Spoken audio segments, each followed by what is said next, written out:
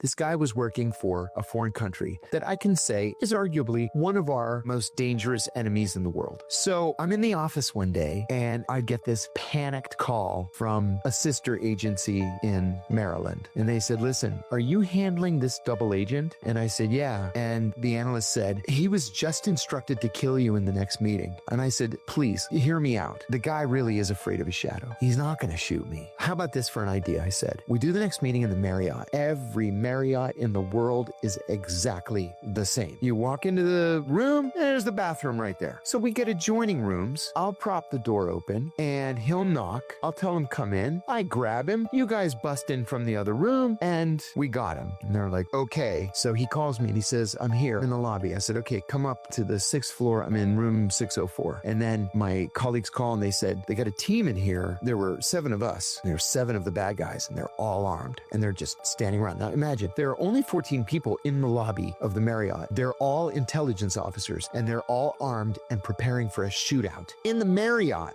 He walks in and I just tackle him. And I said to him, did you really think that I am so stupid that I didn't know that you came here to kill me today? Do you think I am such an amateur that I didn't know you've been a double agent since the day we met? Dirty little secret of the hotel industry. People die in hotels all the time. And so there's a freight elevator and you just take the dead body down in the freight elevator. So we called an ambulance. We put him with a sheet like he was dead. We took him down in the freight elevator. We put him in the ambulance. We got in our cars and we took off. He wakes up like 4 hours later and we have him tied to a chair. And our friends are just wailing on him. He said, I'll never tell you where the weapons are. So I said, the weapons could be in his house. Let's declare an environmental emergency. Bring a propane tanker truck. It has this big wheel. I do the wheel like this. Propane's gushing out. I'm like, okay, now we have an environmental disaster. Call the fire department. And then they evacuated there were 6 houses in the cul-de-sac. And we picked the lock and he's got this big safe and it was empty except, and this is like a cartoon, it had a little piece of paper with a hand-drawn map with an X and it's like, the weapons are here at the X. Was it drawn in crayon? It might as well have been. So we all get in our cars. We drive to this X. And what it was an abandoned bunker from an earlier armed conflict. And it was their entire weapons cache. We took everything.